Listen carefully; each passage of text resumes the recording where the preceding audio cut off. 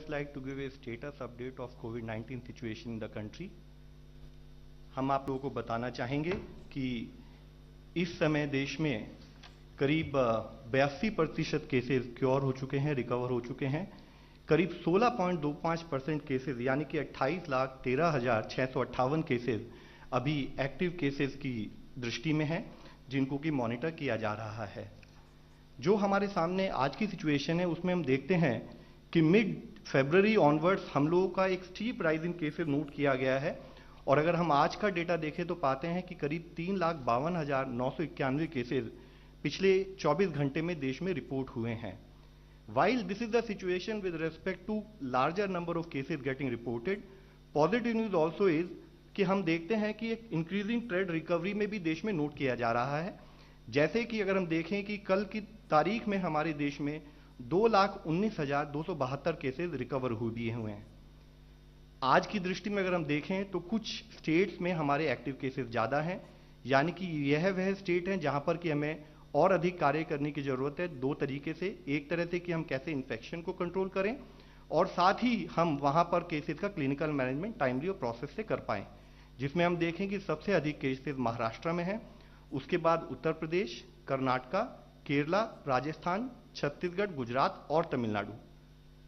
एक मुख्य अंश हम आप लोगों की दृष्टि में लाना चाहेंगे, वह यह है कि आज जबकि केसेस देश में बढ़ रहे हैं, तो हमारी ऑलमोस्ट ऑल द स्टेट, जितनी देश में स्टेट्स हैं, उन सभी में जो पिछले समय में सितंबर के माह में पिछले साल जो हमने एक पीक नोट की थी, उससे अधिक केसेस इस बार ऑलमोस्ट सभी स्टेट्स में पाए जा रहे हैं, जो कि एक बहुत ही मेजर कंसर्न का विषय है, जिससे कि हमारे हेल्थ सिस्टम इंफ्रास्ट्रक्चर पर उतना ही एक लोड आता है और मैनेजमेंट से रिलेटेड चैलेंजेस हमारे सामने पैदा होते हैं। जैसे कि आप देखें कि महाराष्ट्र में पीक 2.25 गुना के करीब आई है, कर्नाटका में 3.3 टाइम, उत्तर प्रदेश में भी 5 टाइम्स केसेस रिपोर्ट हुए हैं, और साथ ही ये केसेस अभी भी एक ग्रोथ की तरफ जा रहे हैं, जो कि एक मेजर कॉज ऑफ कंसर्न है। इसी तरह अगर आप देखें तमिलनाडु, मध्य प्रदेश, बिहार, हरियाणा, तेलंगाना और झारखंड, इन सभी स्टेट्स और काफी और अधिक स्टेट्स में भी हम ये देख रहे हैं कि एक ग्रोथ ट्रेजेक्ट्री जो है वह कॉज ऑफ कंसर्न है, जिस पर कि हमें काम करने की आवश्यकता है। साथ ही हम आप लोगों को बताना चाहेंगे status of vaccination in the country. Vaccination एक वह प्रक्रिया है जिसके द्वारा वाइल हम लोग COVID appropriate behaviour, test, track, treat पर काम कर रहे हैं, साथ ही हम वैक्सीनेशन के द्वारा भी एक प्रोसेस के रूप में मानते हुए कोविड मैनेजमेंट प्रक्रिया में काम कर रहे हैं। पूरे देश में अब तक 14 करोड़ 19 लाख डोजेज एडमिनिस्टर की जा चुकी हैं, जिसमें से कि पीपल अब 45 ईयर्स अगर हम नोट करें तो पाते हैं कि फर्स्ट डोज 9.79 करोड़ पब्लिक को लग चुकी है, सेकेंड डोज 1 करोड़ से अधिक लोगों को हम दे चुके हैं। हेल्थ केयर वर्कर्स एक प्रायोरिटी एरिया है, प्रायोरिटी सेक्टर है, जिसमें कि 92 लाख के करीब लोगों को हम लोग फर्स्ट डोज दे चुके हैं, और 60 लाख के करीब हमारे हेल्थ केयर वर्कर्स जो हैं उनको हम सेकेंड डोज भी दे चुके हैं। फ्रंटलाइन वर्कर्स जो कि हमारा कोविड कंटेनमेंट मैनेजमेंट और साथ में ओवरऑल मैनेजमेंट एफर्ट्स को कंट्रोल कोऑर्डिनेट करते हैं, उनको अब तक हम करीब 1.19 करोड़ लोगों को फर्स्ट डोज और सेकेंड डोज 63 लाख लोगों को दे चुके हैं।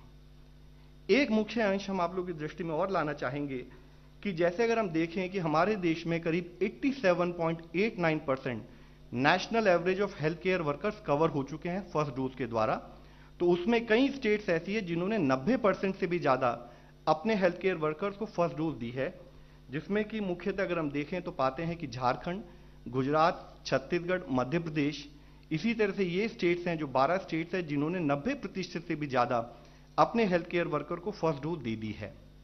इसी के साथ जिन स्टेट से हम फॉलो करते हैं, जिनसे हम रिक्वेस्ट करते हैं, वह 10 स्टेट जहां पर कि 75% से भी come first dose health care workers को दी गई है, जिसमें कि नागालैंड, चंडीगढ़, मणिपुर, मेघालय, पंजाब, तेलंगाना जैसी स्टेट्स आती हैं। हम उस स्टेट के साथ कोऑर्डिनेट कर रहे हैं। साथ ही अगर हम देखें तो फ्रंट लाइन वर्कर्स, जिनको कि हमने देश में करीब 79.18% के करीब अब तक कवर कर लिया है फर्स्ट डोज के द्वारा, तो 12 स्टेट्स ऐसी हैं जहां पर कि 80% से भी ज्यादा हमारे फ्रंटलाइन वर्कर को हम फर्स्ट डोज दे चुके हैं, जिसमें मुख्यतः दादरा एंड नागर हवेली, गुजरात, राजस्थान, मध्य प्रदेश जैसी स्टेट्स हैं। साथ ही करीब 7 स्टेट्स ऐसी हैं जहां पर कि 65% से कम फ्रंट लाइन वर्कर्स को फर्स्ट डोज दी गई है, जिसमें मुख्यतः गोवा, नागालैंड, मणिपुर, मिजोरम, मेघालय और तेलंगाना जैसी स्टेट्स हैं। साथ ही एक हमारा जो प्रायोरिटी एज ग्रुप है people above 60 years of age, तो जिसमें कि हम 50% से अधिक लोगों को जो हमारी प्रायोरिटी पॉपुलेशन है उसको कवर कर चुके हैं। तो जहां एक स्थाई पर हमारा नेशनल एवरेज 36.1% है, उसके अगेंस्ट कई स्टेट्स ऐसी है जहां पर परफॉर्मेंस काफी अच्छी है, जिसमें कि हम मुख्यतः हाईलाइट करना चाहेंगे लद्दाख, सिक्किम, राजस्थान, त्रिपुरा, छत्तीसगढ़ जैसी स्टेट्स हैं जहां पर कि अधिक परसेंटेज में 60+ लोगों को कवर किया गया है। डियर कुलीग्स, एक मेजर चैलेंज हम लोगों के सामने है, वह यह है कि आज हमारे देश में केसेस बढ़ रहे हैं। तो इसके लिए हमें जरूरी है कि हम अपना फोकस्ड अटेंशन कोविड मैनेजमेंट पर जिस तरह से कि हम पिछले 1 साल 3 महीने से लगाते आए हैं, उसी को हमें कंटिन्यू रखना है, रिन्यूड विगर के साथ काम करना है, जिसमें कि हमारे मेन 5 अप्रोचेज रही हैं, जो कि अगर हम देखें test, track, treat, vaccination and COVID appropriate behaviour. आज जरूरत है कि हम इस अपनी अप्रोच को फील्ड में लागू करते समय 3 मुख्य गाइडिंग प्रिंसिपल्स पर अपना फोकस बनाए रखें, जिसमें हम लोग हाईलाइट करना चाहेंगे मुख्यतः containment, second clinical management, third community engagement. Containment के विषय में हम आप लोगों की दृष्टि में ये लाना चाहेंगे कि अन्य बीमारियों के मुकाबले अगर हम देखें तो कोविड का जो वायरस है वह ह्यूमन होस्ट में ही रहता है, वह किसी इंटरमीडिएट होस्ट में नहीं जाता है। तो जिससे हमें पता लगता है कि अगर हमने उस ह्यूमन होस्ट को आइसोलेट प्रॉपरली किया तब हम इन्फेक्शन का स्प्रेड रोक पाएंगे। तो आज जरूरी है कि जब देश में कई प्रांतों में, कई स्टेट्स में हायर सर्ज नोटिस किया जा रहा है, तो हम स्प्रेड ऑफ इन्फेक्शन को रोकने के लिए अननेसेसरी मूवमेंट को रेगुलेट करें, कंट्रोल करें, कोऑर्डिनेट करें। साथ ही जरूरी है कि हम स्प्रेड को रोकने के लिए, चेन ऑफ ट्रांसमिशन को तोड़ने के लिए कोविड एप्रोप्रिएट बिहेवियर को अपने जीवन में समाहित करते हुए हर समय उसका प्रयास करें। जरूरी है किसी भी इंफेक्शियस डिजीज के मैनेजमेंट के लिए कि हम उस डिजीज को टाइम पर आइडेंटिफाई करें। कोविड भी ऐसी एक बीमारी है जिसको अगर हमने समय पर आइडेंटिफाई कर लिया तो यह सीरियस बीमारी के रूप में कन्वर्ट नहीं होगी और पेशेंट माइल्ड और मॉडरेट लेवल पर ही हम उसको कंट्रोल कर उसको ढंग से ट्रीटमेंट दे पाते हैं। तो इसके लिए जरूरी है कि आज हम कोशिश करें कि अपने कंटेनमेंट के एफर्ट्स के साथ ही हम जब भी किसी हमारे समाज में किसी भी व्यक्ति को कोई भी सिम्टम अगर नोटिस होता है तो वह तुरंत से तुरंत उसका टेस्ट कराएं। टेस्ट का रिजल्ट आने में अगर 24 घंटे या उससे अधिक समय भी लगता है तो यह मानते हुए कि मुझे कुछ सिम्टम्स है, मुझे दूसरे लोगों से, अपने परिवार के लोगों से एक आइसोलेशन रखना है, एक डिस्टेंस बना के रखना है जब तक मेरा टेस्ट रिजल्ट नहीं आता, और साथ ही मैं रिक्वायर्ड प्रिकॉशंस लेता रहूं, उसकी भी आज हमारे लिए जरूरत है कि हम उसको ढंग से इंप्लीमेंट करें। दूसरा मेजर फोकस है क्लिनिकल मैनेजमेंट। आज हम देख रहे हैं कि यथासंभव प्रयत्न करते हुए भी हम पाते हैं कि कुछ प्रांतों में हमारे ऐसी सिचुएशन भी पैदा हो रही है कि जहां पर हॉस्पिटल इंफ्रास्ट्रक्चर पर स्ट्रेस क्रिएट हो रही है। तो उसके लिए जरूरी है कि हम कुछ मुख्य अंशों का स्पेसिफिकली पालन करें। जैसे हम आप लोगों को रिक्वेस्ट करना चाहेंगे कि जरूरत है कि हम जितने भी हमारे होम आइसोलेशन केसेस हैं हम उनको मॉनिटर करें। होम आइसोलेशन केसेस की मॉनिटरिंग करते हुए हमें यह ध्यान रखना है कि जो व्यक्ति पॉजिटिव होकर होम आइसोलेशन में है वह प्रॉपर आइसोलेशन में रहे ताकि उसके परिवार के और सदस्यों को इन्फेक्शन ना फैले। होम आइसोलेशन से संबंधित गवर्नमेंट ऑफ इंडिया द्वारा इश्यू की गई गाइडलाइंस का 100% पालन हो वह हमें इंश्योर करना है। जरूरत है कि जो केसेस जिनको की हॉस्पिटलाइजेशन की जरूरत हो उनको स्टेट्स के साथ कोऑर्डिनेट करके हम सीमलेस हॉस्पिटलाइजेशन को कोशिश करें ताकि पेशेंट को टाइम पर एडमिशन मिल सके। इसके लिए हमने स्टेट से और डिस्ट्रिक्ट से भी रिक्वेस्ट की है कि हर स्टेट और डिस्ट्रिक्ट गवर्नमेंट ऑफ इंडिया की रिक्वेस्ट के तहत एक डैशबोर्ड प्रोवाइड करे जहां पर की अवेलेबिलिटी ऑफ बेड्स उसको डिस्प्ले किया जाए ताकि लोगों में एक अननेसेसरी भय का वातावरण पैदा ना हो और एक ट्रांसपेरेंट प्रोसेस किया जाए, क्रिएट किया जाए जिससे कि हॉस्पिटल में बेड उनको मिल सके। साथ ही जरूरी है कि स्टेट्स और डिस्ट्रिक्ट मिलकर based on the cases trajectory, किस टाइप के केसेस आ रहे हैं, कितनी तादाद में केसेस आ रहे हैं, उसको देखते हुए जरूरत पड़े तो एडिशनल गवर्नमेंट और प्राइवेट सेक्टर के हॉस्पिटल्स के बेड्स को कोविड डेडिकेटेड बेड्स में कन्वर्ट करे और अधिक जरूरत हो तो मेकशिफ्ट टेम्परेरी हॉस्पिटल्स भी बनाकर इंश्योर करे कि जिन लोगों को बेड्स की जरूरत है उनको हम समय पर बेड्स दिला पाएं। जरूरी है कि हम नेशनल क्लिनिकल मैनेजमेंट प्रोटोकॉल को 100% फॉलो करें। आज आप लोगों की नॉलेज में भी है कि कहीं जगह पर ऑक्सीजन और इसी तरह से जो इन्वेस्टिगेशनल थेरेपी वाली हमारी दवाइयां हैं, जैसे कि रेमडेसिविर, टोसिलिजुमाब, जो कि लिमिटेड सप्लाई में देश में अवेलेबल है, क्योंकि हमने देखा कि एक सडन सर्च केसेस में आया है। तो वाइल एक स्थाई पर गवर्नमेंट ऑफ इंडिया उनकी सप्लाई बढ़ाने का काम कर रही है। दूसरा जरूरत है कि अननेसेसरी ड्रग प्रेस्क्रिप्शन ना हो। तो हम आप लोगों के द्वारा सबसे यही रिक्वेस्ट करना चाहेंगे कि काइंडली इंश्योर करें जिसको ऑक्सीजन सप्लाई की जरूरत हो उसको ऑक्सीजन दी जाए, जितनी क्वांटिटी में ऑक्सीजन सप्लाई की जरूरत हो उतनी ही ऑक्सीजन दी जाए। साथ ही जो इन्वेस्टिगेशनल थेरेपीज हैं उनको उनके नॉर्म्स के हिसाब से, क्लिनिकल प्रोटोकॉल के हिसाब से ही प्रेस्क्राइब किया जाए। यह भय का वातावरण क्रिएट ना हो कि अगर मुझे रेमडेसिविर या टोसिलिजुमैब नहीं मिलेगी तो मेरे पर्टिकुलर पेशेंट को खतरा ज्यादा है। साथ ही हम इससे संबंधित एक और बात आप लोगों की दृष्टि में लाना चाहेंगे कि जिस तरह से रेमडेसिविर और टोसिलिजुमैब हैं, हमारा क्लिनिकल प्रोटोकॉल क्लियरली आइडेंटिफाई करता है सिमिलरली प्लेस्ड मेडिसिन जो कि इससे चीपर है, जो वाइडली अवेलेबल है, और उन सबको भी हमारी मेडिकल फ्रेटर्निटी द्वारा प्रेस्क्राइब करना चाहिए ताकि लोगों में एक जो भय का वातावरण है वह कम हो सके और साथ ही इफेक्टिव एंड रिक्वायर्ड ट्रीटमेंट हम पेशेंट को दे पाएं। इस विषय में डॉक्टर गुलेरिया आपको और डिटेल में भी एक्सप्लेन करेंगे। साथ ही इक्वली इंपॉर्टेंट है कि एक तरफ जब हम अपना मेडिकल इंफ्रास्ट्रक्चर अपग्रेड करने की बात करें, एक तरफ हम क्लिनिकल मैनेजमेंट प्रोटोकॉल फॉलो करने की बात करें, बहुत इंपॉर्टेंट है कोविड अप्रोप्रिएट बिहेवियर। ये कोविड अप्रोप्रिएट बिहेवियर इसलिए जरूरी है कि अगर हमने इसको फॉलो नहीं किया तो चाहे हम कितना भी मेडिकल इंफ्रास्ट्रक्चर समय समय पर अपग्रेड करते रहें, बट हमारे देश की जनसंख्या इतनी अधिक है कि हम जितना भी इंफ्रास्ट्रक्चर बनाएंगे, जब तक हमने अपने इन्फेक्शन को कंट्रोल नहीं किया तब तक हम उस इंफ्रास्ट्रक्चर को हमेशा किसी ना किसी लेवल पर स्ट्रेस पर पाएंगे। तो दोस्तों, मैं इससे संबंधित आपको 2 स्टडीज भी हाईलाइट करना चाहूंगा। जैसे कि अगर आप देखें कि बहुत सारे विश्वविद्यालयों में इस पर रिसर्च हुई है, उन्होंने पाया है कि अगर फिजिकल डिस्टेंसिंग से हम किस तरह से फायदा उठा सकते हैं, तो उन्होंने देखा है कि एक आदमी अगर कोई भी फिजिकल डिस्टेंसिंग मेजर्स को फॉलो ना करे तो 30 दिन के अंदर वह 406 लोगों को इन्फेक्ट कर सकता है। यानी कि अगर हम अपने बिहेवियर पैटर्न में कोविड को समझते हुए उससे संबंधित चर्या नहीं करते हैं, कार्य नहीं करते हैं, तो टू दैट एक्सटेंट हम अपनी फैमिली और अपने समाज को उस एक्सटेंट तक रिस्क में ले जाते हैं। अगर हम 50% फिजिकल एक्सपोजर अपना कम कर दें तो यह पाया गया है कि 406 लोगों के मुकाबले 15 के करीब लोग इन्फेक्ट होते हैं। और अगर हम अपना फिजिकल एक्सपोजर 75% कम कर दें तो एक इन्फेक्टेड आदमी इफेक्टिवली करीब 2.5 लोगों को ही 1 महीने बाद इन्फेक्ट कर पाएगा। आप लोगों के द्वारा हमारी सबसे विनती है कि इस एस्पेक्ट को समझना बहुत जरूरी है कि एक तरफ हम क्लिनिकल मैनेजमेंट पर ध्यान दें, दूसरी तरफ हम इन्फेक्शन कंट्रोल पर भी ध्यान दें। दूसरा विषय जो हम आप लोगों की दृष्टि में लाना चाहेंगे, यूज ऑफ मास्क। यह भी एक स्टडी के द्वारा पाया गया है कि जबकि हम 6 फीट की दूरी, 2 गज की दूरी अपने मध्य में रखते हैं, तो भी अगर दोनों, यानी कि पर्सन जिसको कोविड-19 हुआ है और पर्सन जो अनइन्फेक्टेड है, यह आप एक किसी भी घर में यह स्थिति पा सकते हैं कि जो होम आइसोलेशन के केसेस है, अगर मास्क का सही ढंग से इस्तेमाल ना किया जाए तो 90% रिस्क है कि एक इन्फेक्टेड आदमी दूसरे अनइन्फेक्टेड आदमी को इन्फेक्ट कर सकता है।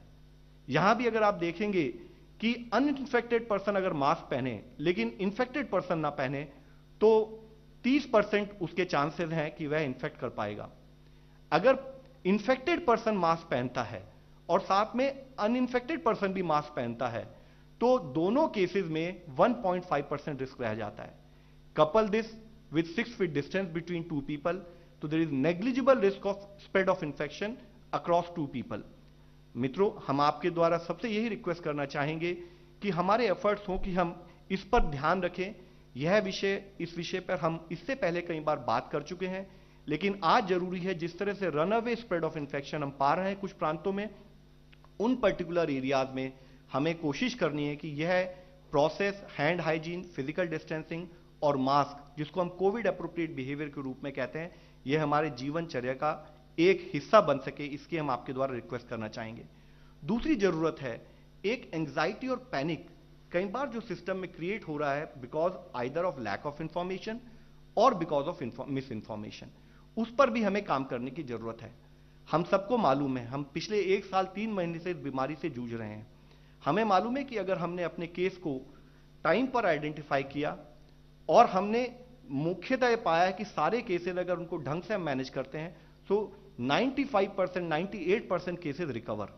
तो इसके लिए जरूरी है कि हम टेस्टिंग का ध्यान देते हुए, रिकवरी हो सकती है लेकिन हम जो प्रेस्क्राइब्ड गाइडलाइंस हैं उनका 100% पालन करने की बहुत जरूरत है। तो एंग्जाइटी ना रखें, पैनिक ना रखें, हमारा पेशेंट रिकवर हो जाएगा। हमें एक प्रोसेस को फॉलो करना है, ट्रीटमेंट गाइडलाइंस जो हैं उनको फॉलो करना है।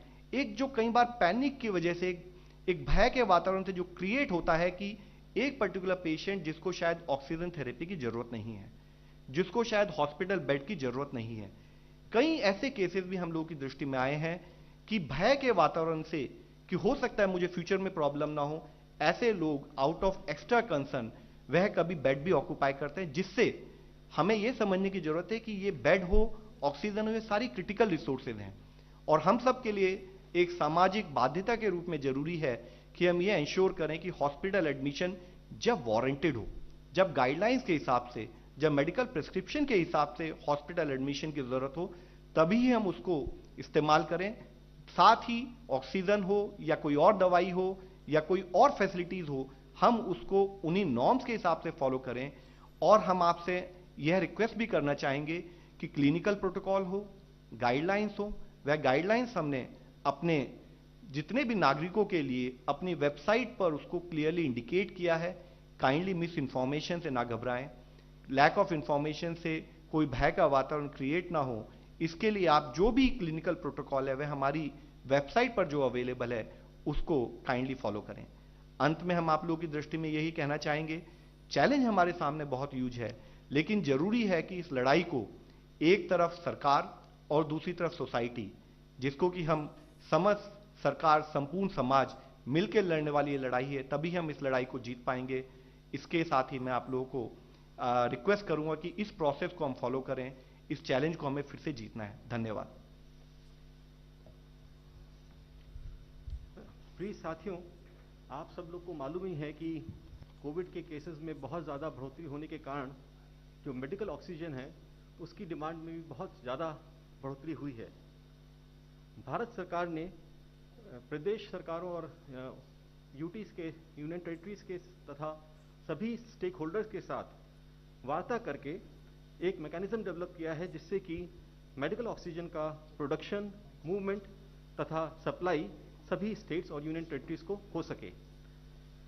यहाँ मैं बताना चाहूँगा आपको कि मेडिकल ऑक्सीजन का जो उत्पादन है वो काफ़ी ज़्यादा बढ़ा है और 24 अप्रैल को 9,103 मेट्रिक टन्स प्रोडक्शन हुआ है। उल्लेखनीय है कि जो हमारी प्रोडक्शन कैपेसिटी थी वो खाली 7,259 है, 7,259 मेट्रिक टन्स। पर भारत सरकार तथा सभी राज्य सरकारों और यूटीज की सरकारों तथा हमारी इंडस्ट्री ने मिलकर इस राष्ट्रीय आपदा के समय में इस पे बहुत मेहनत करके इसको बढ़ाते बढ़ाते अपनी इंस्टॉल कैपेसिटी से भी कहीं ज़्यादा पहले 8,000 पहुंचाया और परसों ये 9,103 मेट्रिक टन्स था। इसी प्रकार से जो इसकी मेडिकल ऑक्सीजन की सेल है वो भी काफ़ी बहुत ज़्यादा बढ़ी है और 24 तारीख को 7,017 थी, 7,017 मेट्रिक टन्स। राइजिंग केसेस के ट्रेंड को देखते हुए भारत सरकार ने 26 तारीख यानी आज सभी राज्य सरकारों को तथा यूटीज की सरकारों को ये निर्देश दिए हैं कि जो लिक्विड ऑक्सीजन है जो इसमें काम आती है वो इंडस्ट्रीज को ना दी जाए सिवाय medical like pharmaceuticals, ampoules, vials and defence forces, और इस मेडिकल ऑक्सीजन की पेशेंट्स के लिए अवेलेबिलिटी को मैक्सिमाइज किया जाए। क्योंकि डिमांड बहुत तेजी से बढ़ रही थी और इसका मैनेजमेंट जरूरी है, इसलिए भारत सरकार ने सभी राज्य और तथा केंद्र शासित प्रदेशों के साथ विचार विमर्श करते हुए और स्वास्थ्य और परिवार कल्याण मंत्रालय, ministry of health and family welfare के नॉर्म्स को ध्यान में रखते हुए ये ऑक्सीजन का एलोकेशन करती है जो कि डायनामिक इन नेचर है। जैसे जैसी स्थिति बदलती रहती है उस हिसाब से इसमें तत्काल आवश्यक परिवर्तन भी किए जाते हैं और इमीडिएटली उसको इंप्लीमेंट किया जाता है।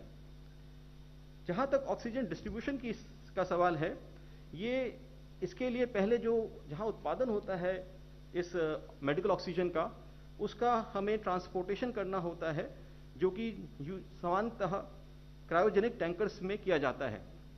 और जब ये हॉस्पिटल्स पहुंच जाती है तो वहां पे या तो क्रायोजेनिक टैंक्स होते हैं या ऑक्सीजन सिलेंडर्स, जिसमें वो हॉस्पिटल्स को स्टोर करते हैं, जिससे कि आवश्यकता अनुसार पेशेंट्स को वो दे सके।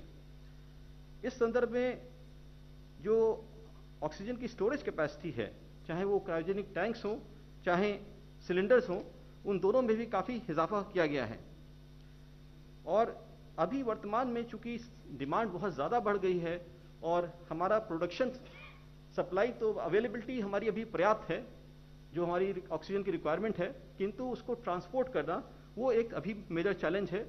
और यहाँ ये भी एक फैक्टर हमें ध्यान में रखना पड़ता है कि जो ऑक्सीजन का प्रोडक्शन होता है वो ज़्यादातर ईस्टर्न स्टेट्स में है और या फिर हमारे कुछ सेंट्रल स्टेट्स में है, और उसकी मांग को हमें पूरे देश में सभी हिस्सों को पहुंचाना होता है। तो इसको टैंकर्स की कमी को दूर करने के लिए भारत सरकार ने सभी राज्य तथा केंद्र शासित प्रदेशों की सरकारों को ये सुझाव दिया था कि वो नाइट्रोजन और आर्गन के जो टैंकर्स होते हैं उनको भी ऑक्सीजन टैंकर्स में परिवर्तित करें। साथ ही साथ भारत सरकार विदेश से भी परचेज तथा हायरिंग बेसिस पे टैंकर्स ला रही है, और स्टेट्स और यूनियन टेरिटरीज को कहा गया है कि आप सारे टैंकर्स मोबिलाइज करें, ऑक्सीजन के साथ साथ कन्वर्टेड नाइट्रोजन आर्गन्स टैंकर्स भी। और इसके लिए हमारा जो ministry of road transport and highways है वो उनकी निरंतर मदद कर रही है। मॉर्थ मिनिस्ट्री ऑफ रोड ट्रांसपोर्ट ने इसके लिए एक वर्चुअल ग्रुप भी सेटअप किया है, जिसमें सभी राज्यों तथा केंद्र शासित प्रदेशों के अधिकारी भी सम्मिलित हैं। वो निरंतर इस पे काम करता रहता है कि किस तरह ज़्यादा से ज़्यादा टैंकर्स मोबिलाइज किए जा सकें, जिससे कि हमारी ये जो मूवमेंट की समस्या है उसमें हम उसका निदान कर सकें। एक जो बड़ा उल्लेखनीय निर्णय भारत सरकार ने लिया, जो एक ऐतिहासिक निर्णय है, कि मूवमेंट टाइम जो ऑक्सीजन टैंकर्स का कम करने के लिए हमारी वायुसेना एयरफोर्स की मदद से जो एम्प्टी टैंकर्स हैं उनको एयरलिफ्ट किया जा रहा है ऑक्सीजन प्रोड्यूसर स्टेट्स तक, जो कि दूर दराज के स्थानों में हैं। जैसे कि अगर आपका दिल्ली से या उत्तर प्रदेश से या मध्य प्रदेश से हमें लाना है, मैं उदाहरण दे रहा हूं समझाने के लिए, उड़ीसा से या पश्चिम बंगाल से, तो हम खाली टैंकर्स को अगर भेजेंगे बाय रोड तो जाने में ही 5-7 दिन लग जाते, पर वायुसेना के विमानों की मदद से हम उसको 2 घंटे में ही पहुंचा देते हैं, 1 घंटे में पहुंचा देते हैं। तो एक तरफ का जो डिस्टेंस ट्रैवल टाइम है वो कम हो जाता है। एक हमारी सीमा यह है कि हम भरे हुए ऑक्सीजन टैंकर्स को वायुसेना के जहाज से नहीं ला सकते, वो उसमें टेक्निकल एंगल से वो फीजिबल नहीं है, वो डेंजरस है। तो इसलिए हमारी जो मिनिस्ट्री ऑफ रेलवेज है उसने स्पेशल ऑक्सीजन ट्रेन चलाना शुरू किया। ये भी एक ऐतिहासिक निर्णय था, और ये इसके द्वारा हमें सबसे पहली जो ट्रेन चलाई गई वो थी मुंबई से वाइजैग, और उसको roll on roll of train कहते हैं। और उसके बाद अब पूरे देश में सभी स्थानों से बहुत तेजी से रेलवेज इस पे कार्य कर रही है, जिससे कि भरे हुए टैंकर्स को कम से कम समय में जो हमारी रेसिपिएंट स्टेट्स हैं वहां पे लाया जा सके।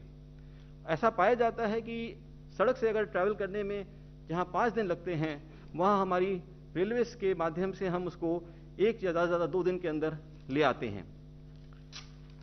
फिर एक और जो बहुत अच्छा कार्य किया जा रहा है कि मिनिस्ट्री ऑफ रोड ट्रांसपोर्ट्स ने सभी राज्यों और केंद्र शासित प्रदेशों के साथ विचार विमर्श करके एक real time tracking of tankers का सिस्टम डेवलप किया है, जिसमें वो जीपीएस टैगिंग को यूज कर रहे हैं।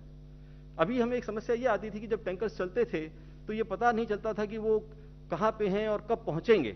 तो जो प्लानिंग करनी होती है कि जब टैंकर के आने पे हम ऑक्सीजन को कैसे अपने हॉस्पिटल्स को बहुत एफिशिएंट तरीके से बांटें, जिससे कि किसी भी हॉस्पिटल में ऑक्सीजन की कमी होने से कोई दुर्घटना ना हो, वो उसको दूर करने के लिए ये real time tracking system develop किया गया है। और जीपीएस ट्रैकिंग के द्वारा अब हम धीरे धीरे अपने सभी टैंकर्स के बारे में हमें मालूम चल जाता है कि साहब वो कब भर के निकला प्रोडक्शन साइट से और अभी रास्ते में कहाँ है और वो कब पहुँचने वाला है, जिससे कि उसी अनुसार हम तत्काल उसको आगे पहुंचाने की और बांटने की व्यवस्था कर सकें।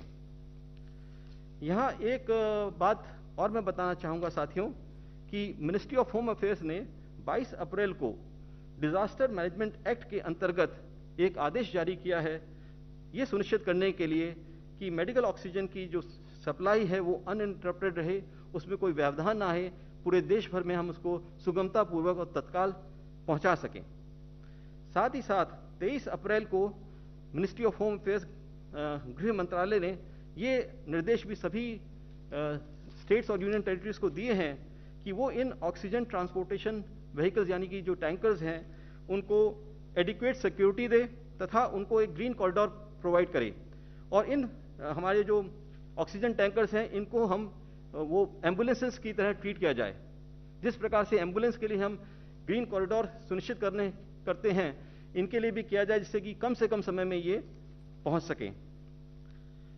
साथ ही हमारे भारत सरकार के सुझाव पे सभी स्टेट्स और यूनियन टेरिटरीज ने कंट्रोल रूम सेटअप किए थे for regular monitoring of movement of medical oxygen. और भारत सरकार में भी एक वर्चुअल सेंट्रल कंट्रोल रूम था जिसको पिछले कुछ दिनों से बहुत ज़्यादा मजबूत किया गया है। उसमें हमने क्या किया है कि जो भारत सरकार के एडिशनल सेक्रेटरी और जॉइंट सेक्रेटरी स्तर के विभिन्न मंत्रालयों के अधिकारी हैं उनको भी उस ग्रुप में सम्मिलित किया है, जैसे कि हेल्थ के, इंडस्ट्री के, होम मिनिस्ट्री के, मिनिस्ट्री ऑफ रोड ट्रांसपोर्ट्स के, रेलवेज के, स्टील के इत्यादि। और इसमें राज्य तथा केंद्र शासित प्रदेशों के भी सीनियर अधिकारी हैं। और ये ग्रुप जो प्रोडक्शन है, मूवमेंट है और अवेलेबिलिटी ऑफ ऑक्सीजन को मॉनिटर करता है। ये सारे भारत सरकार के तथा वरिष्ठ तथा राज्य सरकार और केंद्र शासित प्रदेश के वरिष्ठ अधिकारी एक सोशल मीडिया चैट ग्रुप का हिस्सा हैं जो कि इंफॉर्मेशन, समस्याएं और उनका तत्काल समाधान मिनट टू मिनट मतलब लगातार रियल टाइम बेसिस पे प्रत्येक दिन 24 घंटे करता है। और ये मैं अपने व्यक्तिगत अनुभव से आपको बता सकता हूं कि पिछले कुछ दिनों में हमारे सभी साथियों ने, अधिकारियों ने और हमारे सब जो टैंकर सप्लायर्स हैं वो सब भी हम लोग से 24 घंटे जुड़े रहते हैं, पूरी पूरी रात ना सो के। उन सब ने अथक प्रयास किया है कि भारत सरकार तथा सभी हमारी जो प्रदेश और केंद्र शासित सरकार हैं हम सब मिलके ये सुनिश्चित कर सकें कि हमारे देश में कोई भी मरीज ऑक्सीजन की कमी की वजह से उसकी बेचारे की कोई साथ दुर्घटना ना हो। इसी के साथ भारत सरकार ने बहुत सारे मेजर्स लिए हैं प्रोडक्शन ऑफ लिक्विड ऑक्सीजन बढ़ाने के लिए, जिनका मैं अभी संक्षेप में उल्लेख नहीं करूंगा क्योंकि उसमें बहुत समय लगेगा। और सभी राज्यों और केंद्र शासित प्रदेशों से ये दरख्वास्त की है, उनको कहा है कि वो हमारे जो हॉस्पिटल्स हैं उनको भी सेंसिटाइज करें कि ऑक्सीजन का जुडिशियस यूज हो। इस संदर्भ में हेल्थ मिनिस्ट्री ने गाइडलाइंस भी सभी राज्य सरकारों और केंद्र शासित प्रदेशों को पिछले साल भी दी थी और इस साल फिर से उनसे जानकारी साझा की है, जिसके हिसाब से अगर हमारे सभी हॉस्पिटल्स उसको करें, लागू करें, तो जो ऑक्सीजन हमारे अभी एक्स नंबर ऑफ मरीजों के लिए काम आती है उससे हम कहीं ज़्यादा मरीजों को उसी ऑक्सीजन से हम उनको राहत दे पाएंगे। मैं आपके माध्यम से हमारे सभी देशवासियों से ये प्रार्थना करना चाहूँगा कि वो मेडिकल ऑक्सीजन की अवेलेबिलिटी को लेके बिल्कुल घबराए नहीं, कोई पैनिक करने की ज़रूरत नहीं है। ये मैं आपको आश्वस्त करता हूँ कि अभी वर्तमान में भारत सरकार तथा राज्यों में भी हमारे पास ऑक्सीजन के पर्याप्त मात्रा उपलब्ध है। हमारा चैलेंज अभी उसको ट्रांसपोर्ट करने का है, क्योंकि जो टैंकर्स हैं उनकी डिमांड बहुत ज़्यादा बढ़ गई और उतने हमारे पास देश में उपलब्ध नहीं थे। जैसा मैंने बताया उसके लिए बहुत सारे प्रयास किए गए और ये हमारी जो भारत सरकार है और जो हमारी राज्यों तथा केंद्र शासित प्रदेश की सरकार है, ये सब बहुत मिल के काम कर रही हैं एक, और तथा जितने भी स्टेक होल्डर्स इन्वॉल्व हैं, चाहे वो इंडस्ट्री हो, चाहे ऑक्सीजन सप्लायर्स हों या जो ट्रांसपोर्टर्स हों, उन सब के साथ हम लोग मिल के ये पूरा प्रयास कर रहे हैं कि जो ऑक्सीजन की अवेलेबिलिटी है और जो उसको ट्रांसपोर्ट करने का टाइम है उसको मिनिमाइज कर सकें और सभी हॉस्पिटल्स में उसका जुडिशियस यूज़ करते हुए हम अपने सभी मरीजों को उसके लिए पर्याप्त मात्रा में उपलब्ध करा सकें। इन्हीं शब्दों के साथ मैं पुनः एक बार आप सबसे प्रार्थना करता हूं कि घबराए नहीं। कई बार भ्रामक जानकारी भी दे दी जाती है और उसकी वजह से लोग घबरा जाते हैं, पर आप निश्चिंत रहें। सभी सरकार के और सभी स्टेक होल्डर्स इस समय में कंधे से कंधा मिला के लगे हुए हैं कि हमारे देश को हम इस समस्या से निजात दिला सकें और इस कठिन घड़ी में हम लोगों की भरपूर सहायता कर सकें। जय हिंद।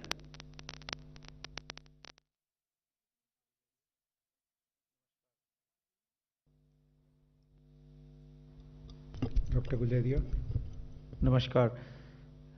जैसे अभी बताया गया लव अग्रवाल जी ने और पीयूष गोयल जी ने कि हमारा देश एक क्रिटिकल फेज जो गुजर रहा है as far as the second peak is concern, और हम सबको इकट्ठे मिलके ही केसेस भी कम करने हैं और ये भी कोशिश करनी है कि हॉस्पिटल की जो फैसिलिटीज़ हैं वो ऑप्टिमली यूज़ हों, और इसके लिए एक कम्युनिटी पार्टिसिपेशन की बहुत ज़्यादा ज़रूरत है।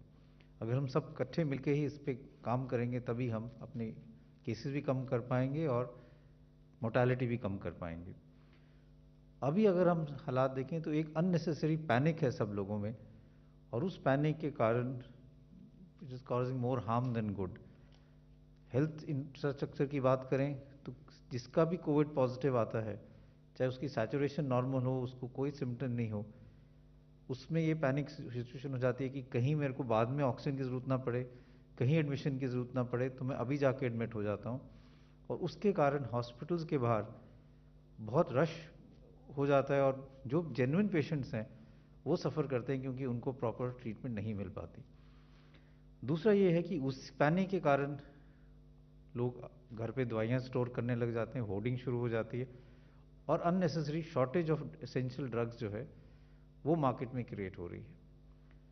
तीसरा, उसी कारण कई दफ़ा ड्रग्स का मिसयूज़ भी हो जाता है, क्योंकि कई लोग ये सोचते हैं कि अगर कोविड है तो मैं पहले दिन ही सारी दवाई शुरू कर लेता हूं तो शायद आगे तकलीफ ना हो, लेकिन उनसे साइड इफ़ेक्ट ज़्यादा होते हैं और उससे कोई फ़ायदा नहीं होता है। उसी के साथ साथ कई लोग ये सोचते हैं कि अगर मैं ऑक्सीजन घर पे रख लूँ और ऑक्सीजन लगाना शुरू कर लूँ पहले ही, तो शायद मेरे को आगे ऑक्सीजन की ज़रूरत नहीं पड़ेगी। ये सब गलत धारणाएं हैं और यही मैं क्लैरिफाई करना चाहूँगा। ऑक्सीजन एक बहुत इंपॉर्टेंट ट्रीटमेंट स्ट्रैटेजी है कोविड-19 के लिए, लेकिन उसका मिसयूज़ जो है वो भी एक बहुत इंपॉर्टेंट फैक्टर है। अगर हम ऑक्सीजन सैचुरेशन की बात करें, जो हम सब लोग रेगुलरली अब देख रहे हैं, पल्स ऑक्सीमीटर लगा के जो एक छोटा सा डिवाइस हम अपने उंगली पे लगाते हैं, तो उससे हम ये देखते हैं कि अगर हमारी सैचुरेशन 94, 95, 96 है या उससे ज़्यादा है, तो उसका ये मतलब है कि अब हमारे बॉडी में, शरीर में ऑक्सीजन की जो ब्लड में ऑक्सीजन है वो सफिशिएंट है, और इससे हमें घबराना नहीं चाहिए। हमारे सब टिश्यूज़ को, चाहे हम ब्रेन की बात करें, किडनी की बात करें, लिवर की बात करें या और किसी ऑर्गन की बात करें, enough oxygen is reaching these organs. इसलिए ये ज़रूरी नहीं है कि अगर आपकी ऑक्सीजन सैचुरेशन 94, 95 है तो आप ऑक्सीजन लगा के उसको 98, 99 करें, वो एक ऑक्सीजन का मिसयूज़ है।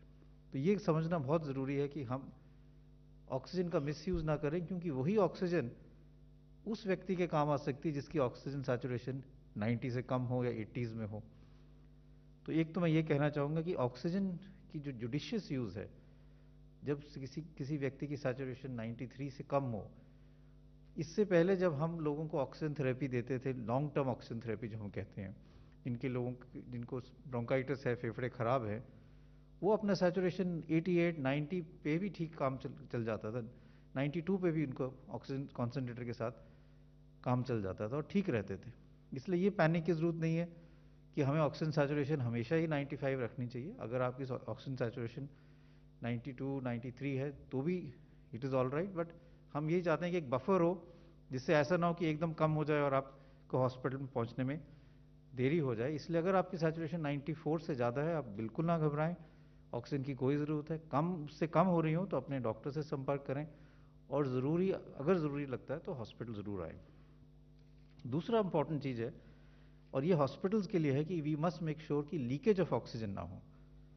और कई हॉस्पिटल्स में, और ये पहले ये था कि ऑक्सीजन की कमी महसूस नहीं होती थी, तो लो ऑक्सीजन जो था वो बहुत लीकेज हो जाती थी। एक एग्जांपल दूंगा कि लोगों ने ऑक्सीजन लगाया नाक से, अब आपका खाना आ गया, आपने खाने के लिए बैठे, ऑक्सीजन की ट्यूबिंग निकाली, बेड पे रख दी और खाना शुरू कर दिया, लेकिन पीछे से ऑक्सीजन बंद नहीं की, तो वो ऑक्सीजन जो ट्यूबिंग से निकली जा रही है वो वेस्ट हो जाएगी। तो इसलिए ऑक्सीजन हॉस्पिटल में लीकेज को रोकना बहुत ज़रूरी है। क्योंकि जब ऑक्सीजन की ज़रूरत ज़्यादा है तो हमें सारे स्टेप्स लेने चाहिए जिससे हम ऑक्सीजन को प्रिजर्व करें और उसकी लीकेज ना करें। तो जहाँ जहाँ पे भी किसी हॉस्पिटल में ऑक्सीजन की लीकेज के चांसेस हैं, all hospital authority should make sure कि देयर इज़ नो लीकेज, और गवर्नमेंट ऑफ इंडिया की इस पे गाइडलाइंस भी हैं। दूसरा जो हमने गाइडलाइंस में भी कहा है कि अगर आपकी ऑक्सीजन कम हो रही है, घर पे हो, तो आप पेट के बल भी लेट सकते हो और डीप ब्रीदिंग कर सकते हो। प्रोन पोजिशनिंग से आपकी डायफ्राम की एक्टिविटी भी बढ़ जाती है, लंग की कैपेसिटी भी बढ़ जाती है, क्योंकि जो हमारा पिछले वाला हिस्सा है जहाँ पे लंग लोअर लोब ज़्यादा है, लंग का एक हिस्सा ज़्यादा है, that can expand more and you can get more oxygenation, तो वो भी हम कर सकते हैं। इसके बाद मैं यही बात करूंगा regarding drug called remdesivir. Remdesivir एक ऐसा ड्रग है जो आजकल बहुत डिमांड में है, लेकिन अगर हम इसको क्रिटिकली देखें तो रेमडेसिविर की जो बेनिफिट्स हैं वो वेल एस्टैब्लिश नहीं है। सबसे पहले जो रेमडेसिविर की स्टडी आई थी वो चाइना से ही आई थी, क्योंकि कोविड पैंडेमिक चाइना में ही शुरू हुआ था। वो एक नेगेटिव स्टडी थी जिसमें रेमडेसिविर का कोई फायदा नहीं आया था। उसके बाद कुछ स्टडीज यूएस से आई जिन्होंने ये दिखाया कि इससे हॉस्पिटल स्टे थोड़ा दिनों से कम हो जाता है, लेकिन मोर्टेलिटी बेनिफिट नहीं है, जान नहीं बचती है। और डब्ल्यूएचओ की जो सबसे बड़ी स्टडी हुई है, जो सॉलिडारिटी ट्रायल है, उन्होंने भी इस ड्रग में कोई फायदा नहीं पाया। इसलिए ये सोचना कि अगर रेमडेसिविर ही एक मैजिक बुलेट है और उसी से हम सब लोग ठीक हो जाएंगे, तो ये गलत धारणा है। और दवाइयां हैं जो ज़्यादा यूजफुल हैं, ऑक्सीजन उनमें से एक है, एंटीकोगुलेंट्स हैं, और जो मॉडरेट टू सिक पेशेंट्स हैं उसमें स्टेरॉइड्स का भी रोल है। तो हमें ये समझना चाहिए कि we should not get into a panic mode अगर रेमडेसिविर नहीं मिल रही या रेमडेसिविर इज नॉट एसेंशियल। और इसीलिए इस ड्रग की होर्डिंग जो है या ड्रग की मिसयूज जो है उसको भी रोकने की जरूरत है। It is only useful in moderate to severe cases on 5th to 7th day, जब आपका सैचुरेशन गिर रही है, आपके लंग में इन्फिल्ट्रेट्स आ रहे हैं। जो सारी स्टडीज हुई हैं उन्होंने भी यही दिखाया है। अगर हम रेमडेसिविर शुरू में दे दें तो उसमें कोई बेनिफिट नहीं है, और इसके लिए मेडिकल लिटरेचर, इंटरनेशनल लिटरेचर में भी डेटा है। तो मैं यही कहना चाहूँगा कि again we should understand remdesivir is a drug which has not shown mortality benefit, और उसकी यूटिलिटी जो है वो मॉडरेट टू सिवियर इलनेस में है, माइल्ड इलनेस में उसकी कोई ज़रूरत नहीं है। इसलिए जो लोग रेमडेसिविर पहले दिन दे रहे हैं या दूसरे दिन ले रहे हैं, उस ड्रग का मिसयूज कर रहे हैं, जिससे उनको साइड इफेक्ट ज़्यादा हो सकते हैं और वो अननेसेसरी अपने बॉडी में ड्रग्स ले रहे हैं। तीसरा ये समझना ज़रूरी है कि in this disease 85% of people will have mild illness. 85% लोगों को बुखार, जुकाम, नज़ला, थोड़ा खांसी हो गई, और वो आस्ता आस्ता सिर्फ बुखार की दवाई लेने से, जुकाम नज़ले की दवाई लेने से और कुछ हद तक अपने घरेलू नुस्खे जो है भाप लेने से ही ठीक हो जाएंगे। जो भी हम डेटा देखते हैं, चाहे हम इंडियन डेटा देखें या यूएस का डेटा देखें या यूरोप का डेटा देखें, यूके का डेटा देखें, ये सब लोग सिर्फ सपोर्टिव ट्रीटमेंट से ही ठीक हुए हैं, जैसे हम आम कॉमन कोल्ड से ठीक हो जाते हैं। इन लोगों को सिर्फ होम आइसोलेशन की ज़रूरत है, क्लोज मॉनिटरिंग की ज़रूरत है, और इसकी भी गाइडलाइंस हैं। और अपने आप को ये देखना है कि कुछ वार्निंग साइंस हों तो हम उन 15% में हो सकते हैं जिनको हॉस्पिटल की ज़रूरत है। कई पेशेंट्स आप देखेंगे जो घर पे रहे, 3-4 दिन बुखार हुआ, उसके बाद बिल्कुल ठीक हो गए और कोई उनको सिम्टम ज़्यादा नहीं हुए।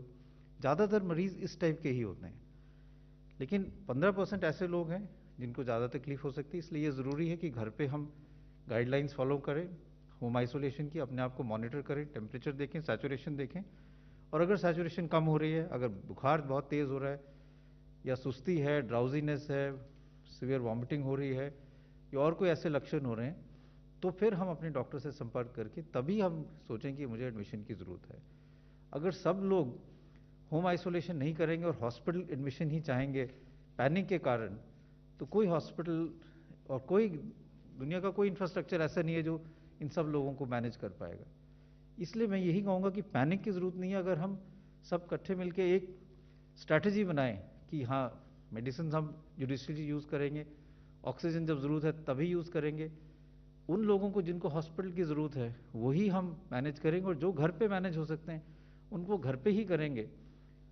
तो I think the health infrastructure can manage the current crisis, but at the same time सब लोगों को ये भी कोशिश करनी चाहिए कि हम जल्दी से जल्दी अपने केसेस कम करें, इसलिए क्राउड ना हो, कोविड अप्रोप्रिएट बिहेवियर निभाएं, कंटेनमेंट करें, क्योंकि तभी हम दोनों चीज़ें कर पाएंगे कि अपने केसेस भी कम करें और हेल्थ इंफ्रास्ट्रक्चर जो है वो ऑप्टिमम ही सब पेशेंट्स को ट्रीट कर पाएगा। Thank you very much. In continuity of what my esteemed colleagues have spoken, I would like to add a few points. Firstly, in our fight against this virus, against this peak, second peak, the Government of India has also issued new guidelines on restrictions to be imposed. You heard Love talking about breaking the chains of transmission, कि virus जो आगे बढ़ता है उसको रोकना है, उसको धीरे करना है, उसको पकड़ना है। तो उसके लिए हम फिजिकल डिस्टेंसिंग करते हैं, मास्क लगाते हैं, उसके लिए हम कॉन्टैक्ट्स को बाहर आइसोलेट करते हैं, पेशेंट को आइसोलेट करते हैं, और उसके लिए हम वैक्सीन लगवाते हैं। लेकिन सोसाइटल लेवल पे, ये तो इंडिविजुअल लेवल की बात है, सोसाइटल लेवल पे इसी कंटेनमेंट को पूरे जोर से आगे करने के लिए रिस्ट्रिक्शंस को भी अपनाया जाना चाहिए, और अपनाया गया है, और अपनाया जाने के लिए नए निर्देश लागू किए गए हैं। देश में जहां भी ज्योग्राफीज में, टाउन्स में, एरियाज में, सिटी में भी हो सकता है, जिले में भी, जहां भी हमारा टेस्ट पॉजिटिविटी रेट जो 10% है या उससे ज़्यादा है, या कि हॉस्पिटल्स जो हमारे ऑक्सीजन बेड है और आईसीयू के बेड में, उनमें ऑक्यूपेंसी 60% से ज़्यादा हो गई है, तो जहां ये चीज़ प्रिवेल हो रही है वहां नई रिस्ट्रिक्शंस, जो कुछ तो कॉमन चली हुई हैं इस पीरियड में रही हैं, लेकिन जो मोर इंटेंस रिस्ट्रिक्शंस का प्रावधान किया गया है। नाइट कर्फ्यू की बात हो, और particularly social, political, sports, entertainment, academic, cultures, festival, religious related gathering, congregation, सबको बंद किया गया है। मार्केट प्लेसेस को, जिम्स को, इन सबको बंद करने के ऑर्डर्स दिए गए हैं। आप इसको जरूर जानते हैं, लेकिन मैं सोचा कि ये इम्पॉर्टेंट है, इस बात को भी कहा जाए। और अटेंडेंस वगैरह की भी जो बात है, इंडस्ट्रियल इस्टेब्लिशमेंट की भी बात है, और ये भी कहा गया है कि these are indicative guidelines and the states can take decision based on the local situation. So एक एडिशनल अप्रोच जो इंटेंस कंटेनमेंट की है, रिस्ट्रिक्शंस के साथ वायरस की स्प्रेड को रोकने की है, और उसको भी व्यवस्था में लेके आए हैं, और ये स्टेट्स के ऊपर छोड़ा गया है कि ये कैसे आइडेंटिफाई करेंगे और कैसे इसको इम्पोज करेंगे और कैसे इसको आगे बढ़ाएंगे। और गाइडलाइन जो है वो एपिडेमियोलॉजी बेस्ड है, कि वहाँ पे ये करेंगे जहाँ पे कि पेंडेमिक का जोर ज़्यादा है। बहुत सारे ऐसे ज़िले हैं और जहाँ पे कि हेल्थ सिस्टम जो है, ऑक्सीजन बेड या आईसीयू जो हैं वो भरने शुरू हो गए हैं। तो ये एक सिग्निफिकेंट डेवलपमेंट है। इसके साथ साथ अगर वैक्सीन की तरफ देखें तो हमें आज हम जोर देके फिर कहना चाहेंगे कि वैक्सीन इस महामारी के इस तरह से चलते हुए भी हमें और तेज गति से आगे लेके जाना। We cannot let the pace of vaccination decline और slacken in the face of the emerging situation. No way. In fact, it should be escalated. And with that intent, as you know, the Government of India has brought a revised policy, and we do believe and hope and are confident that that will bring in more acceleration in our vaccination program. एक भ्रांति अभी किसी ने भेजा हम कईयों को कि क्या मेंस्ट्रुअल साइकिल के बीच, मेंसेस जब हो रहे हों गर्ल्स में, विमेन में, तो क्या वैक्सीन लग सकता है? Can vaccine be given during menstruation, during the period? The answer is yes.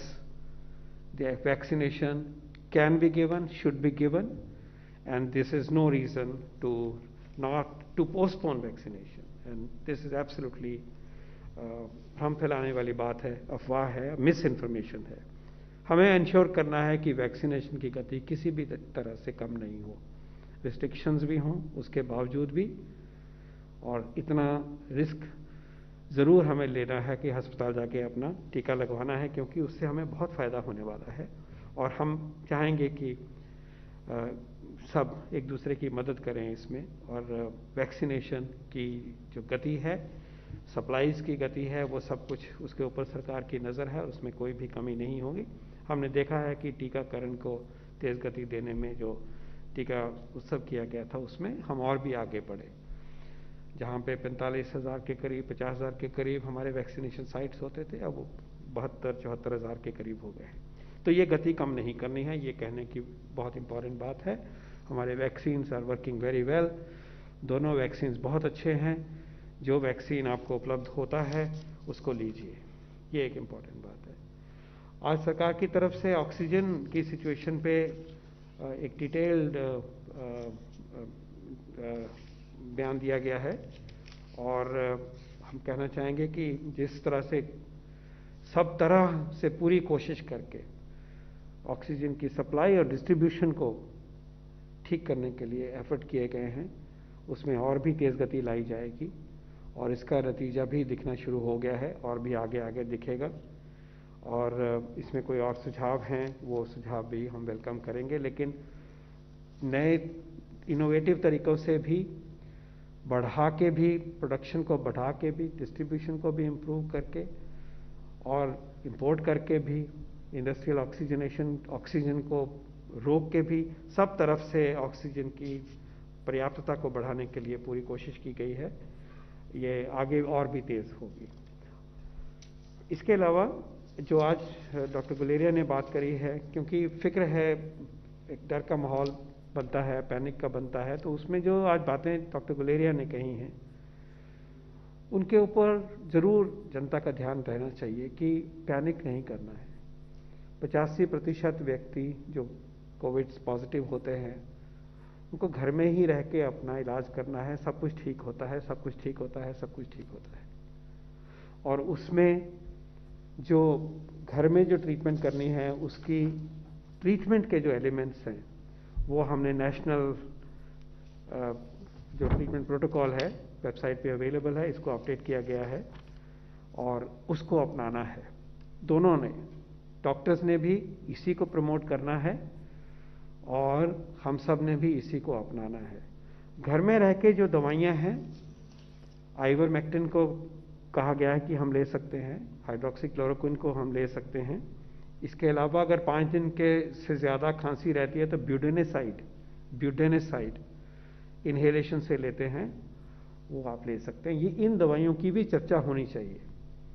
हम दूसरी दवाइयों की चर्चा कर रहे हैं जो कि सिर्फ मामूली फ़ायदा, उम्मीद थोड़ी सी है जिसके ऊपर, मेन स्टे थेरेपी का नहीं है। उनकी चर्चा होनी चाहिए अपनी जगह पे, उनके लिए पैनिक नहीं होना चाहिए, ये भी सच्ची बात है। लेकिन इन दवाइयों को जिनको हमने घर में लेना है, पैरासीटामोल के साथ लेना है, गार्गल्स करने हैं, और आइवरमेक्टर, हाइड्रोक्सीक्लोरोक्विन जैसी दवाइयाँ जो पूरी तरह से उपलब्ध हैं, और उसमें नए प्रोटोकॉल में ब्यूडेनेसाइड को जोड़ा गया है कि वो लोकल हमें मदद करेगा खांसी के, अगर रहती है 5वें दिन के बाद भी। मैं चाहूँगा कि इसकी भी बात हो। कोविड पॉजिटिविटी को रेमडेसिविर से ही नहीं जोड़ा जाए, टोसिलिजुमैब से ही नहीं जोड़ा जाए, ऑक्सीजन से ही नहीं जोड़ा जाए, इन चीज़ों पे भी जोड़ा जाए। इससे जुड़ने से वो नौबत आने की भी पॉसिबिलिटी कम होगी। और डॉक्टर साहब ने आज ये भी समझाया कि अगर हम उल्टा लेटते हैं घर में भी तो ऑक्सीजनेशन बेटर होती है। ये हम सब के लिए आज भी लागू है। स्वस्थ हैं तब भी हम प्रोन पॉस्चर में ऑक्सीजनेशन में बेहतरी होती है। ये नेचर, बायोलॉजी है ये। तो इसका हम इस्तेमाल करेंगे, कंफर्ट के लिए इस्तेमाल करेंगे, और बहुतों में ऐसा ही करने से आगे जाने की जरूरत नहीं होगी, आगे डिटीरियोरेशन नहीं होगी। तो पैनिक का माहौल नहीं करिए, और ये जो चीज़ें हैं उसके ऊपर भी फेथ रखिए, और मदद करिए कि जो हमारे बेड्स हैं वो जब इस्तेमाल हों, ज़रूरतमंद के लिए इस्तेमाल हों। और पैनिक आने से हॉस्पिटल सिस्टम के कैजुअल्टी में, इमरजेंसी में डॉक्टर्स पे प्रेशर पड़ता है, और माहौल ठीक नहीं बनता, वो हम सब के लिए, समाज के लिए एक अच्छी बात नहीं है। कोई कोशिश करें, हम सब समझ सकते हैं कि ये क्यों होता है, लेकिन विनती है कि आप और हम सब मिलके घर में रह के जो इलाज करेंगे, तरीके से ठीक चीज़ों को अपनाएंगे, उसके ऊपर भी हम ध्यान देंगे। और ये भी याद रहे कि अगर घर में एक पॉजिटिव व्यक्ति है तो जैसे अभी दिखाया कि उसको बहुत ज़रूरी है कि वो मास्क पहने, क्योंकि वो फेंक रहा है वायरस बाकियों को। और बल्कि अब मैं कहना चाहूँगा कि सीधा टाइम आ गया है कि घर में हम वैसे ही अब मास्क पहनना शुरू करें। हम बाहर की बात करते थे, लेकिन संक्रमण जैसे है ज़्यादा है तो घर में भी बाई चांस किसी को आ गया है तो जहाँ तक हो के घर में भी जब हम किसी के साथ बैठे हैं तो मास्क लगाएं तो फ़ायदा है। लेकिन डेफिनेटली अगर कोई पॉजिटिव है उसको भी मास्क लगाना है, बाकियों को भी लगाना है, उसको दूसरे कमरों में रखना है। और अगर घर में ऐसी व्यवस्था की कमी है तो इतने आइसोलेशन केयर बेड्स बने हुए हैं, उनको हम कोरोना केयर सेंटर्स कहते हैं, या आइसोलेशन बेड्स हैं इसी तरह की मदद करने के लिए।